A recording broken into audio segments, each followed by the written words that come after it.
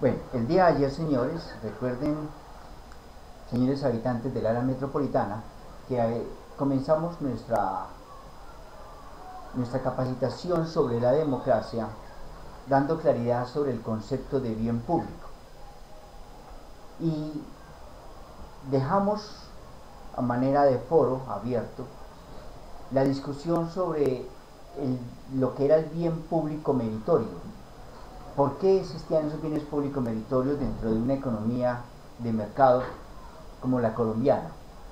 ¿Y cuál era esa importancia? Porque ahí hay unos bienes que son públicos puros y hay otros bienes que son públicos meritorios. Hemos revisado las aportaciones que hicieron los diferentes, que hicieron ustedes, algunos de ellos hemos respondido, hemos retroalimentado y agradecemos mucho a los diferentes habitantes por sus aportes. Espero que hayan quedado satisfechos. Si de pronto siguen alguna duda, tranquilamente pueden escribirnos, que para eso estamos, para tratar de retroalimentarnos. Recordemos pues, para volver a recomenzar, que los bienes públicos no son públicos porque son gratuitos o porque los ofrece una empresa pública o comercial del Estado o porque hacen parte de una política de ayuda de los gobiernos de turno. Hemos dicho que los bienes públicos son públicos porque son iguales en calidad y en servicios para todos, porque reducen la pobreza y preservan la dignidad humana dentro de una economía de libre mercado. Y ahí es donde está la clave. Ahí es donde va a estar la clave de la importancia del bien público. Y cuando hablamos de ese bien público que es meritorio, siguiendo las connotaciones de lo que nos va a definir el profesor, uno de los más grandes estadistas, que es Rafael Uribe, ascendistas, más bien, perdón, disculpen, no estadistas, sino ascendistas. Rafael Uribe, que vive cerca de aquí de la universidad. El profesor Rafael Uribe nos va a definir los bienes públicos como aquellos bienes que, lo que son los bienes públicos meritorios, como aquellos bienes que van a cumplir al menos tres condiciones básicas. Los bienes públicos entonces van a tener los bienes públicos van a tener tres condiciones. La primera, su consumo es no rival, que es fundamental. Los costos de ofrecer el consumidor a un consumidor adicional el producto es prácticamente cero y no son excluyentes. Esas son digamos así, las tres condiciones. No son rivales, no son excluyentes, y llevarle el servicio a un usuario más es prácticamente cero. Esos serían los bienes públicos puros. Cuando estamos diciendo que ese bien público puro es no rival, estamos diciendo que ese bien público puro no tiene precio. Ahí es donde ese bien público puro es gratuito. Y entiéndanme ese concepto de gratuito como entre comillas, por lo siguiente, señores ciudadanos: es un bien público no rival, puro, la defensa, el ejército, lo que hace la policía dentro de la ciudad, el ejército que defiende, que nos protege, las fuerzas armadas, la fuerza aérea, ¿sí?, que están defendiendo la soberanía del país. Allí hay un bien público puro y es no rival. Piense nada más en lo siguiente, señor ciudadano: ¿qué pasaría en el momento que usted puede estar siendo víctima de un atraco y que el policía llegue y le diga a usted: si me da la mitad, ¿cierto?, lo defiendo? Sería algo muy triste. Mire que lo que es la policía lo protege a usted en sus bienes, independientemente de que el bien que usted va a perder sea valioso o no valioso. Es decir, el policía lo defiende, lo protege, independientemente que usted tenga o no tenga dinero. Esa es una gran condición. Entonces, los servicios que presta la policía son gratuitos. Ayuda a preservar la seguridad de la persona dentro de la ciudad. Ahí hay un bien que es público puro. Otro bien que es bien público puro, los servicios de carreteras primarias, las secundarias, las terciarias. Usted puede andar tranquilamente por nuestras calles, movilizarse por cualquier calle de Medellín, movilizarse por cualquier calle de nuestros barrios, por cualquier calle de Sabaneta, en fin, y usted no tiene que pagar para poderse movilizar. Y existen vías de orden primario, secundario y terciario. Entonces, ahí en ese sentido, ese bien público puro es no rival. Cuando decimos que ese bien público puro es no excluyente, algunos economistas le dicen que es no excluyente también a partir del precio. Es decir, si no tiene precio no excluye. Pero démosle más una connotación a ese concepto de excluyente, cuando decimos que independientemente si la persona es blanca o negra, si es de la región o no es de la región, si es indígena o no es indígena, pueda tranquilamente disfrutar el bien. Un ejemplo, la señal de televisión. La señal de televisión es un bien público puro, y es no excluyente. Mire que usted puede ver un partido de fútbol de la selección Colombia y pueden estarlo viendo los 47 millones de colombianos que somos, todos desde nuestras casas viendo la televisión, viendo el partido de la selección Colombia, y mire que a todos nos llega la señal. En otras palabras, es no excluyente.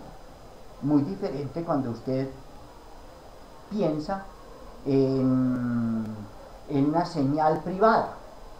Si usted tiene una señal privada y está pagando una suscripción mensual, esa cadena privada transmite canales o hace transmisiones solo para los usuarios inscritos, no para cualquier usuario, no para todos los usuarios, solo para los que están pagando el servicio.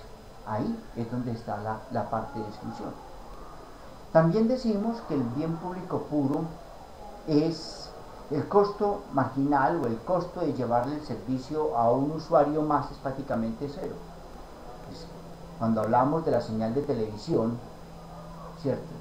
Esa señal de televisión que vemos nosotros a través de cadenas nacionales, como por ejemplo Inravisión, como por ejemplo cuando vemos Telemedellín, Teleantioquia, que solamente queda limitada por el área de cobertura de la señal, pero todos los que estén dentro del área de cobertura de la señal pueden disfrutar de una transmisión, una señal de radio, ¿cierto?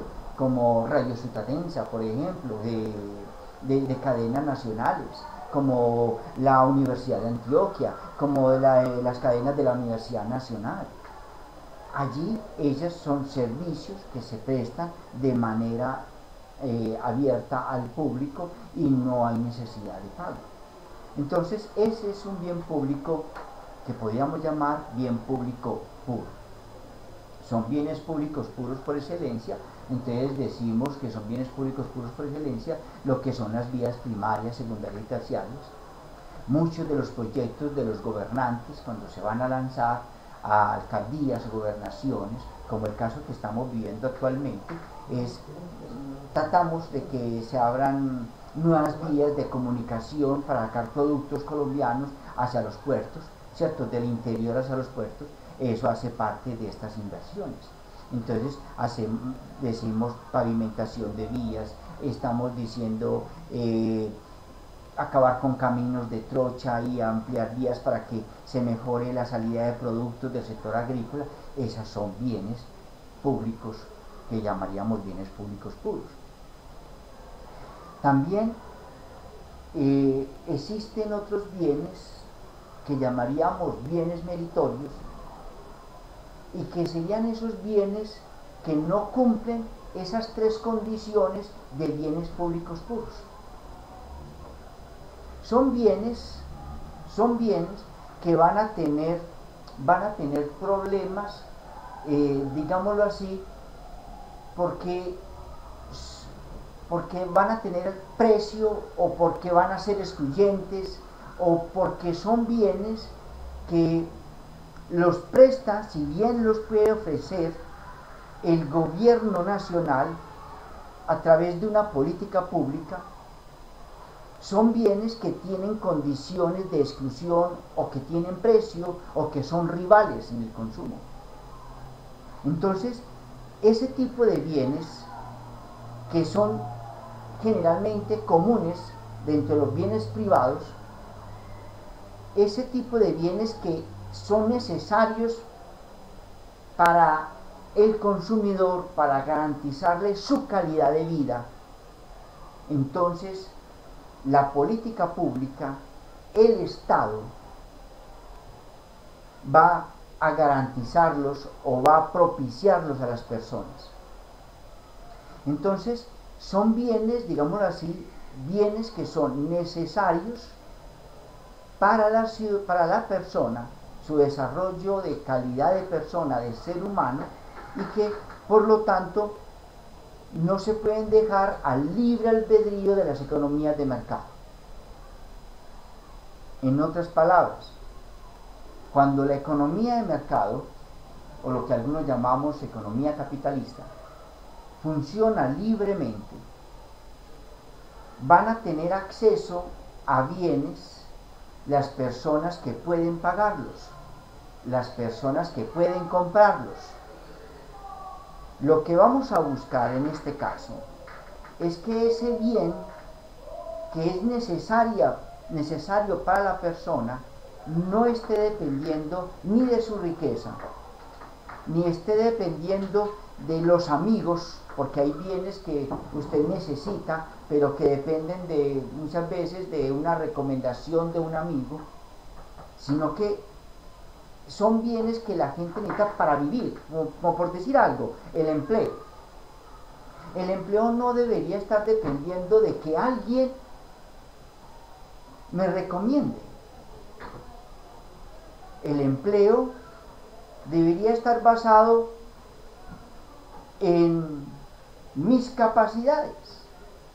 Y si está basado en mis capacidades, diríamos que el gobierno debería fomentar los bienes meritorios, es decir, la capacidad de yo acceder a un puesto de trabajo por méritos, no por recomendaciones, sino porque tengo las habilidades, tengo las competencias para realizar ese trabajo. De allí la importancia de que se fomente el empleo en el sector público por mérito, el empleo por mérito. Esa es una categoría, y allí ese se convierte en una especie de ese tipo de bien, cuando hablamos de un bien público, como el empleo público. Observe, existe rivalidad en el consumo, sí, porque se necesitan ocupar 3 vacantes, 2 vacantes, pero ¿quién gana? Por mérito. E inclusive hasta en las elecciones políticas, ¿quién debe ganar? El mejor, el mejor. ¿Y quién es el mejor? El que tenga el mejor programa de gobierno. Eso es una política por el mérito. Ahí está. Salgámonos un poco de allí. Hay bienes que el hombre necesita para la calidad de vida, como bien lo podemos afirmar en esta diapositiva, donde estamos hablando, miren acá, los bienes meritorios, estamos diciendo, son bienes que el gobierno, a través de políticas de consumo, ¿cierto? Políticas de consumo, bien sea a través de subsidios, a través de tasas, a través de contribuciones, a través de impuestos, va a estimular parte de su consumo, va a favorecer. ¿Cómo así? Es un bien meritorio los servicios públicos. Mire que los servicios públicos, por ejemplo, agua, energía, gas, nos las presta una empresa industrial y comercial del Estado, como es el caso de EPM, como es el caso de UNE, para la parte de telefonía. Ahora yo les pregunto, señores ciudadanos del área metropolitana, ¿no tenemos que pagar servicios públicos? Claro que sí pagamos servicios públicos, pero ese servicio público que nosotros estamos pagando, muchos de las personas que somos de estratos bajos, 1, 2 y 3, recibimos subsidios. ¿Estamos o no estamos? Es decir, no pagamos el total de lo que vale el servicio público. Por el contrario, las personas de estrato 5 y 6 pagan un sobrecosto para ayudarles a las personas que consumen de estrato 1, 2 y 3, más pobres. ¿Cómo se hace? A través de una política del gobierno, a través de una política estatal que generó la ley 142, la ley 143 sobre servicios públicos domiciliarios, y se ayuda a los más pobres con el consumo de este bien a través de una política de redistribución. Le cobramos a los que más tienen para darles a los que menos tienen, y de esa manera se cierra la brecha entre ricos y pobres. De esa manera todos disfrutamos de esa calidad del servicio, de ese bien, y eso es lo que hacemos en el área metropolitana. Las personas, la inmensa mayoría de las personas, tenemos los servicios públicos de agua, luz y teléfono y gas, ¿cierto? Que lo recibimos con subsidio y asequible a nuestras capacidades de pago. Eso, ahí hay un bien público que es meritorio. Hay otro bien público que es meritorio, la educación. Señores, ¿qué tal si la educación se dejara solo al mercado? Solamente piense usted, ¿qué pasaría si las familias más pobres de nuestra área metropolitana no pudieran acceder a la educación, porque la educación toda es privada? Si la educación solamente fuera abastecida por el mercado, solo por el mercado privado, solo por el mercado privado fuera abastecida la educación, muchos de nosotros que somos de estratos bajos, muchas personas que viven de un sueldo, de un salario mínimo más bien, no podrían acceder a la educación. Pero gracias a que existe la educación pública, como la Universidad de Antioquia, como la Universidad Nacional, como la ESAB, se puede prestar ese servicio a personas de bajos niveles de ingreso para que puedan aspirar a ser profesionales, mejorar sus condiciones de vida, salir de la pobreza,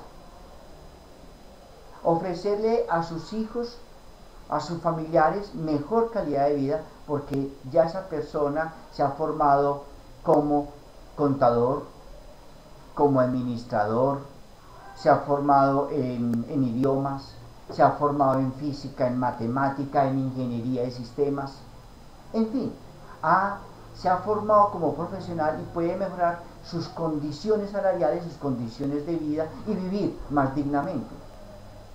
Entonces, ¿qué hace el gobierno?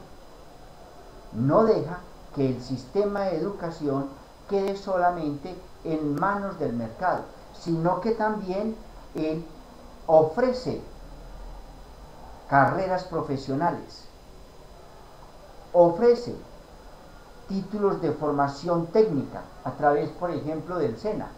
Mire la gran labor que presta el SENA en formación para el trabajo, en la formación tecnológica, gracias a ello. Entonces, cuando un candidato político nos dice que va a mejorar los sistemas de educación, la calidad de la educación de nuestros hijos, para nosotros es una propuesta loable porque beneficia a toda la comunidad. Así yo no tenga hijos, pero en mi barrio, en mi comunidad existen niños y niños que demandan futuro. Por lo tanto, la educación es un bien que es meritorio porque es rival en el consumo. ¿Por qué es rival? Cuando la Universidad Nacional, cuando la Universidad de Antioquia saca cohortes y dice, se abren inscripciones para presentar exámenes a todos los bachilleres del área metropolitana y se abren 5.000 cupos, 50 en medicina, 30 en economía, 50 en derecho y así hasta completar los 5.000 cupos, y se presentan 50.000 estudiantes. ¿Qué va a hacer el sistema de evaluación?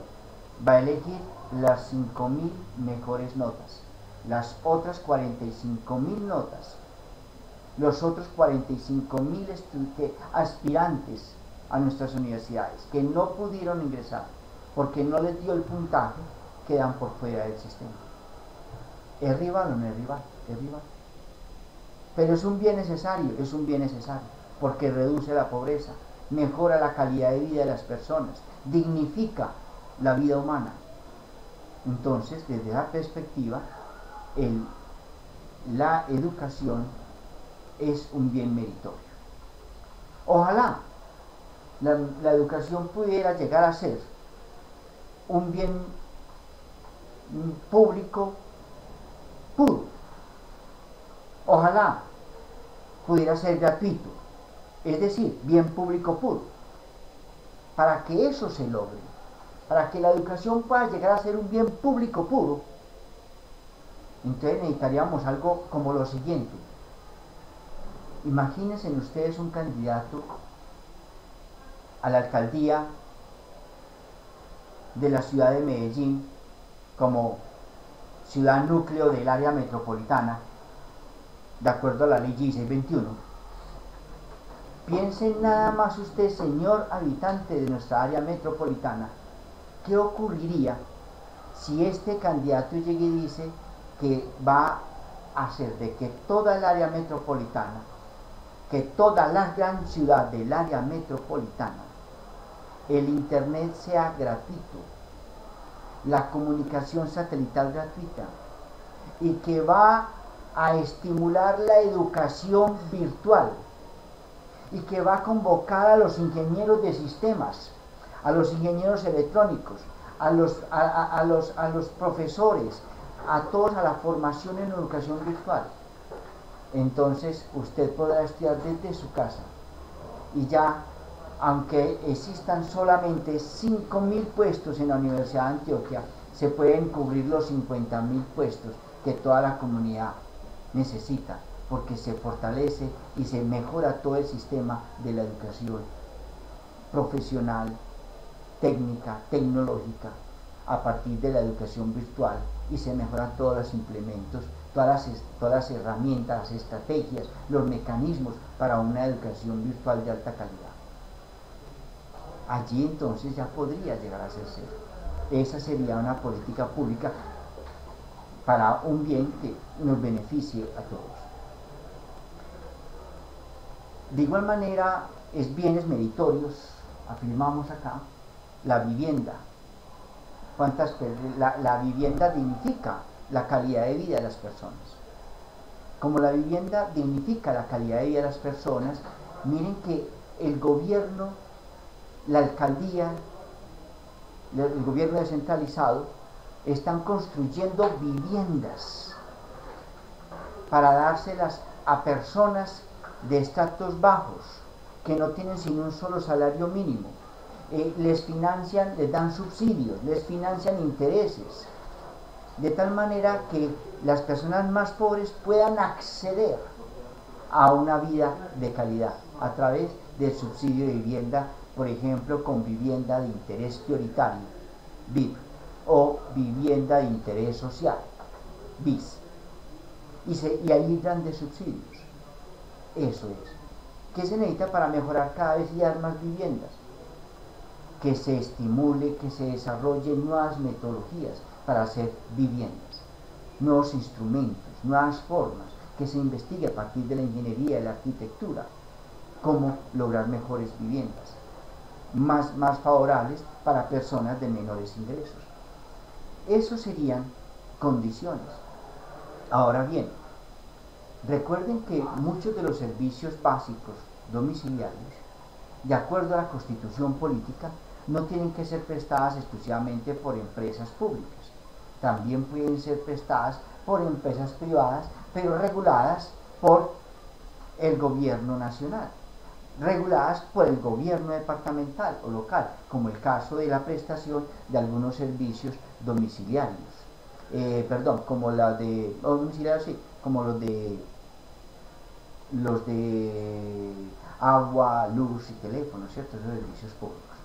También son servicios meritorios la alimentación.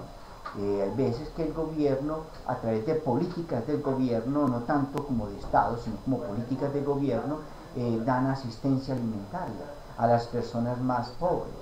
O, por ejemplo, los habitantes del río. Ustedes ven que los habitantes del río Medellín, que cruzan nuestra área metropolitana, a estos habitantes del río hay puntos específicos donde nuestros gobiernos les dan alimentación, les dan la posibilidad de que se puedan organizar, dormir, descansar, ¿cierto? Puedan desayunar, puedan almorzar. Estos son mecanismos, hay unos ingresos que se están invirtiendo en ese campo, ¿cierto? Ello es alimentación. También están ayudas, mercados que les dan a personas que han sufrido determinadas catástrofes ambientales, por inundaciones, en fin, se les ayuda. O a personas más pobres que necesitan complementos alimentarios. Por ejemplo, dentro de nuestras universidades públicas se dan complementos alimentarios a estudiantes de más bajos niveles de ingresos. Obviamente que es en asocio entre las instituciones privadas y públicas. Por ejemplo, muchos de los almuerzos que se dan diariamente en la Universidad de Antioquia son patrocinados por Bancolombia, por el grupo empresarial antioqueño, que ayuda con recursos, principalmente Bancolombia, y se dan una gran cantidad de alimentos, de almuerzos, a estudiantes de bajos niveles de ingresos. Allí entonces está tanto la colaboración del sector público como del sector privado, buscando dar bienes que son meritorios y que no pueden dejarse totalmente a la libre disposición del mercado. Entonces, los bienes meritorios, para concluir, los bienes meritorios son bienes que pueden ser excluyentes, pueden ser rivales, pueden llevarlos o prestarlos el servicio, pueden tener un costo mayor de cero, pero que son bienes necesarios para mejorar la calidad de vida y la dignidad de las personas. Entonces, cuando los votantes, cuando dentro de un ejercicio democrático vamos a votar, estamos votando es por bienes públicos que pueden ser bienes públicos puros y bienes públicos meritorios. Y son bienes públicos porque son bienes que buscamos que mejoren las calidades de vida, la dignidad de la persona, y cuyo servicio es de la misma calidad tanto a pobres como a ricos, que estamos llevando llevando las posibilidades de que las personas todas mejoren en calidad de vida. Eso es lo que nosotros avalamos por bienes públicos. ¿Y qué elegimos nosotros cuando elegimos un gobernante? Un gobernante que se compromete con realizar proyectos de inversión pública, carreteras, vías, educación, salud y sucesivamente. Gracias, señores, por su asistencia.